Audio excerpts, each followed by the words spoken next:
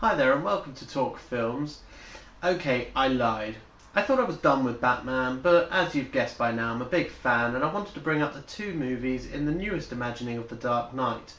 I'm going to do both films, Batman Begins and The Dark Knight, so this will be a bit longer today so I can fit in both. Guy dresses up like a bat clearly has issues. First off, the story is brilliant, and the origin of Batman is told very well in this adaptation, bringing into account the tragic death of Bruce Wayne's parents and accurately shows the progression of his character from a vengeful man willing to kill to a symbol of fear for criminals and willing to bring justice without committing ruthless killings. He has to go through hard times in order to train himself to deal with becoming the Batman and using his own fears to strike fears into criminals, which he successfully achieves. This movie is well written and is a worthy adaptation of The Dark Knight, bringing a more realistic approach and staying away from anything that might not fit. For example, I couldn't imagine Killer Croc or Poison Ivy making an appearance in these movies. Speaking of villains, I did enjoy the choice of villains for this movie. Liam Neeson's adaptation of Ra's al Ghul is perfect and brings a sense of debate when dealing with boundaries when dealing with justice, and plays as Bruce Wayne's alter ego if he kept down the road of ruthless vengeance.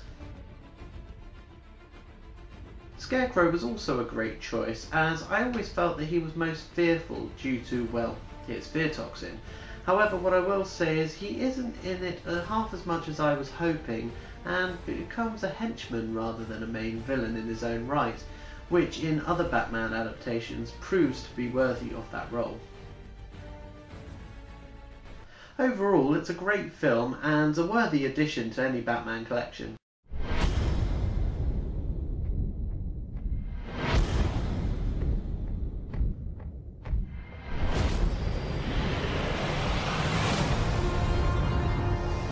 Where do we begin?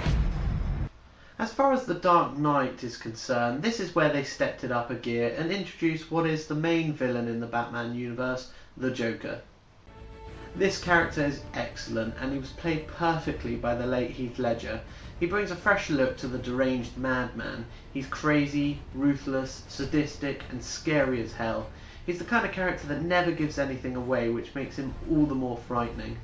He's a worthy foe of Batman and in all adaptations he's proven to be the best. As before, the story is brilliantly written and progresses the story perfectly, bringing in more of the Batman characters and again using all the tricks they can to bring these characters to life again in a more realistic setting. Harvey Dent, aka Two-Face, also comes to mind. He was well written and Aaron Eckhart was a great choice to present the character.